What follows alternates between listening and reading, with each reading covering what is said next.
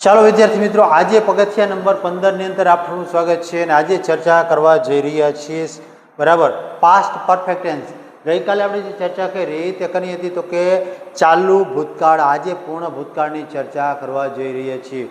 તો આપે જો કોઈ પણ સમસ્યા છે તો આજનો લેક્ચર છે એ માણવાનો છે અને પાસ્ટ પરફેક્ટ ટેન્સ જે છે તે કઈ રીતે વપરાય છે, ક્યારે ક્યારે ઉપયોગી થાય છે અને તેના ગુજરાતીમાંથી અંગ્રેજીમાં વાક્યનું રૂપાંતર કરીએ તો કેવી રીતે થાય છે તેની વિગતે ચર્ચા કરશું. તો સરળ સમજણની સાથે, ઉદાહરણોની સાથે અને અભ્યાસ માટે એકદમ સરસ મજાનું ઉપયોગી થાય એ પ્રકારનું કન્ટેન્ટ આજે લઈને આપણા માટે આવ્યો છું. અપ ટુ ડેટ જોડાઈને રહીશું પગથિયા નંબર 15 ની અંદર.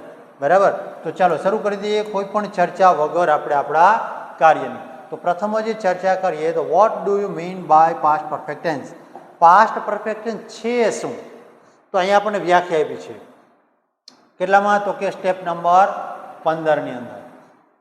ભૂતકાળમાં બે ક્રિયાઓ થઈ હોય અને તેમાંથી પહેલી ક્રિયા બીજી ક્રિયા પહેલા પૂર્ણ થઈ હોય તો પહેલી ક્રિયા માટે પાસ્ટ પરફેક્ટ ટેન્સનો ઉપયોગ થાય છે. સમજાય છે મિત્રો શું કહે છે? ચાલો બીજી રીતે સમજાવું. ટૂંકમાં કહે તો ભૂતકાળની બે ઘટના લેવાની છે, કોઈ પણ બે ઘટના લઈ લેવાની છૂટ તમને. હવે આ બે ઘટના પૈકી જે ઘટના પ્રથમ પૂર્ણ થઈ જાય છે તેને આપણે પૂર્ણ ભૂતકાળ તરીકે દર્શાવીએ છીએ. દાખલા તરીકે તમે એક ઉદાહરણ લઈ લો કે તમે અભ્યાસ કરતા હતા તો કે 7મા અને 8મા ધોરણમાં અભ્યાસ કરતા હતા એવું ધારી લઈએ આપણે. તો સૌ પ્રથમ 7મું પૂરું થયું કે 8મું? તો તમને ખબર છે કે સાહેબ પહેલાં 7મું પૂરું થાય પછી 8મું પૂરું થાય. જો 8મું ધોરણ પછી પૂરું થયું છે એટલે કે 7મા પછી અને પહેલાં વેલું કયું પૂરું થયું? 7મું. તો 7મું ધોરણ આપણે દર્શાવવા માટે અથવા તો તેને રજૂ કરવા માટે પૂર્ણ ભૂતકાળ રજૂ લેવો પડે અને જે 8મું ધોરણને દર્શાવવું છે તેના માટે સાદો ભૂતકાળ લેવો પડે. તો આ રીતે તમે જોઈ શકો છો કે બે ઘટનાઓ પૈકીની પ્રથમ જે ઘટના પૂર્ણ થઈ ગઈ હોય તેને રજૂ કરવા માટે પૂર્ણ ભૂતકાળ વપરાય છે. અથવા તમને કહું તો બીજી એ રીતે પણ કહી શકાય કે ભૂતકાળનો ભૂતકાળ એટલે પૂર્ણ ભૂતકાળ. શા માટે એવું? તો કે જુઓ, 8મું ધોરણ જે છે તેની સાપેક્ષે ચર્ચા કરીએ તો 8માનો ભૂતકાળ કોને કહેવાય? તો કે 7માને. તો અત્યારે હાલમાં આપણે ચર્ચા કરીએ છીએ વર્તમાન, અને વર્તમાનનો ભૂતકાળ એટલે 8મું અને 8માનો ભૂતકાળ એટલે કે 7મું. તો આપણે કહી શકીએ છીએ કે ભૂતકાળનો ભૂતકાળ એટલે પૂર્ણ ભૂતકાળ. તો આ વિષયની આજે આપણે ચર્ચા કરવાની છે. જુઓ જોઈએ કે તેની અંદર કઈ પ્રકારની બેઝિક વાક્યરચના છે તેનો ઉપયોગ થવાનો છે અને કઈ રીતે આવશે. જો અહીંયા શું કીધું? સબ્જેક્ટ આવે છે, હેડ આવે છે, V3 અને ઓબ્જેક્ટ. ખાસ મહત્વનું આપણા માટે આ બે બાબતો છે, હેડ અને V3નું રૂપ. એટલે કે હેડની સાથે ક્રિયાપદનું ત્રીજું રૂપ એટલે કે ભૂતકૃદંતનું રૂપ તમને વપરાતું જોવા મળશે. બરાબર, જો જેનું એક્ઝામ્પલ એક લઈ ખ્યાલ આવશે. આપણે કહીએ કે રાહુલ, અહીંયા શું લઈએ આપણે? રાહુલ હેડ, રાહુલ હેડ ટાઈપ્ડ અ લેટર.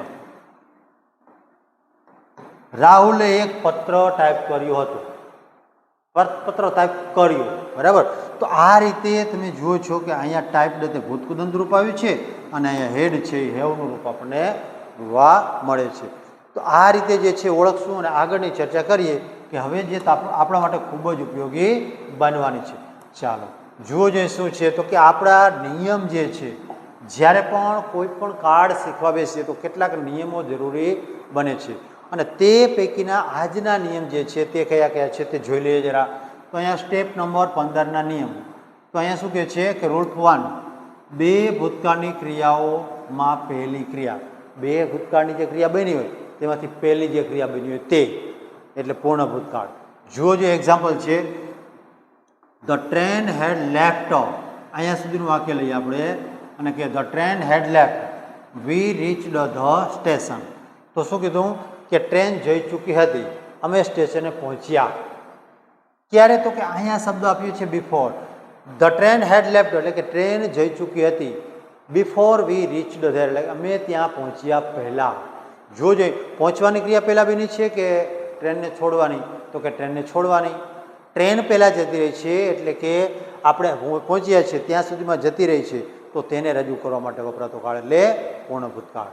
પછીની રૂલ્સ છે 2, જ્યારે બિફોર અથવા આફ્ટર આવે તો બિફોર અને આફ્ટર વડે વાક્યને કઈ રીતે રજૂ કરવામાં આવે છે તે જોઈએ. અહીંયા the teacher had entered the class. શું કહે છે? Teacher had entered the class, students arrived, અહીંયા બિફોર આપ્યું છે. તો અહીંયા શું કહે છે કે ટીચર જે છે તે ક્લાસમાં આવી ચૂક્યા હતા. બિફોર સ્ટુડન્ટ્સ અરાઇવ્ડ, વિદ્યાર્થીઓ આવ્યા પહેલાં. બરાબર. તો પહેલી ક્રિયા કઈ પૂરી થાય છે? તો કે શિક્ષકને આવવાની ક્રિયા થાય છે અને ત્યાર પછીની બીજી ક્રિયા થાય છે વિદ્યાર્થીઓને આવવાની. બરાબર. બીજું example, after I had finished my homework. શું કહે છે? After I had finished my homework, મારું ગૃહ કાર્ય પૂર્ણ કર્યા પછી, અહીંયા આફ્ટર આવ્યું છે એટલે પછી, આઈ વેન્ટ ટુ પ્લે, હું રમવા ગયો. તો જોજો અહીંયા પહેલાં પૂર્ણ ગૃહ કાર્ય કર્યું છે અને પછી રમવાની ક્રિયા થાય છે. તો આ રીતે તમે જુઓ છો કે કઈ રીતે આ વાક્ય અને કાળ જે છે તે રજૂ થાય છે. બરાબર. તો જોઈએ આ દરેક બાબત જે છે તેને આપણા વાક્ય રચના અને ગુજરાતીમાંથી અંગ્રેજીના શબ્દોની સાથે. તો સૌ પ્રથમ જ્યારે આ ગુજરાતી આવે છે તેનું અંગ્રેજીમાં રૂપાંતર કરવું હોય તો કઈ બાબત ધ્યાનમાં રાખવી, કઈ રીતે ખબર પડે કે વાક્ય છે તે પૂર્ણ ભૂતકાળનું છે? તો જુઓ જો આના આધારે ખ્યાલ આવે. સામાન્ય સંકેત છે, આ કેવા છે? તો કે સામાન્ય સંકેત. કર્યું હતું, ગયું હતું, આવી હતી, ખાધું હતું, લખ્યું હતું. આ પ્રકારનું જ્યારે રજૂઆત કરવામાં આવે ત્યારે પૂર્ણ ભૂતકાળ હોય છે. હવે વાક્ય જોઈએ આપણે. બરાબર. કે આ વાક્ય જે છે તે કેવા પ્રકારના આવે છે. જુઓ, જે પ્રથમ વાક્ય જે છે તેની ચર્ચા કરીએ તો મેં કામ પૂર્ણ કર્યું હતું. મેં એટલે કે આઈ. અહીંયા બીજી કોઈ ચિંતા નથી કરવાની, દરેક જગ્યાએ હેડ જ વાપરવાનું છે. આપણે પૂર્ણ વર્તમાન કાળની અંદર કે એની અંદર જોઈએ તો હેવ જ વાપરવું પડે. અહીંયા એવી કોઈ ટેન્શન લેવાની જરૂર નથી. તો જુઓ જો આઈ એટલે કે મેં એટલે આઈ, પછી તેની સાથે શું આવશે? આઈ હેડ. અને પૂર્ણ કર્યું એટલે ફિનિશ્ડ અથવા કમ્પ્લીટેડ. આપણે લખીએ finished. I had finished work. I had finished work. મેં કાર્ય પૂર્ણ કર્યું હતું. પછી તે શાળાએ ગયો હતો. તો તે એટલે કે હી, તેની સાથે આવે હેડ. જવું છે એનું ભૂતકૃદન શું થાય? તો કે ગોન. He had gone. ક્યાં? તો કે to school. He had gone to school. પછી અમે ભોજન ખાધું હતું. તો અહીંયા તો શું કહેશું? વી હેડ. અહીંયા જો કે ઇટન લેવું જોઈએ, ઇટન, પણ આપણે આના કરતાં શું કહીશું? ટેકન, લીધું એવું જોઈએ. વી હેડ ટેકન ફૂડ. ચાલો, અહીંયા ઇટન કહીએ તો ચાલો ખાઈ લીધું હતું એવો અર્થ, પણ સામાન્ય રીતે લીધું હતું એવું કહીએ તો આપણે અહીંયા વધારે યોગ્ય શબ્દ શું થશે? તો કે ટેકન. પછી તેણીએ પત્ર લખ્યું હતું. તેણી એટલે કે શું થશે? તો કે સી. સીની સાથે શું આવે? હેડ. અને રાઇટનું ભૂતકૃદન શું થાય? તો કે return. She had return a letter. A letter. જુઓ જે મિત્રો, પછી તેઓ ઘરે આવ્યા હતા. તેઓ એટલે કે ધેય. ધેયની સાથે શું આવે? ધેય હેડ કમ. કમનું ભૂતકૃદન શું થશે? તો કે કમ જ થશે. They had come at home. At home. ચાલો, પછીનું વાક્ય, મેં પુસ્તક વાંચ્યું હતું. વાંચ્યું હતું તો શું આવશે? આઈ હેડ. રીડનું ભૂતકૃદન શું થાય? તો કે રીડનું રીડર થાય. આઈ હેડ રીડ અ બુક. બરાબર. ચાલો, પછીનું વાક્ય, તેણે દરવાજો બંધ કર્યો હતો. તો તેણે એટલે કે હી અથવા સી લઈએ. આપણે સી લઈએ. She had closed. શું થશે? She had close. Closed the door. બરાબર. આ રીતે જોજો મિત્રો કઈ રીતે અંગ્રેજી બને છે. અને અહીંયા હેડનો ઉપયોગ છે ખાસ નોંધવાનો છે. તેની સાથે સાથે સૌથી મહત્ત્વની બાબત હોય તો તે શું છે? તો કે V3નું રૂપ, ક્રિયાપદનું ભૂતકૃદંત. જો આ ક્રિયાપદના ભૂતકૃદંત આપણે વ્યવસ્થિત કર્યા હશે તો અને તો જ આપણે સારી રીતે આ વાક્ય છે તેને કરી શકીશું. હવે આગળના વાક્યની ચર્ચા કરીએ. જુઓ જોઈએ તો કે અમે બસ પકડી હતી. અમે એટલે કે અહીંયા વી હેડ સેટ.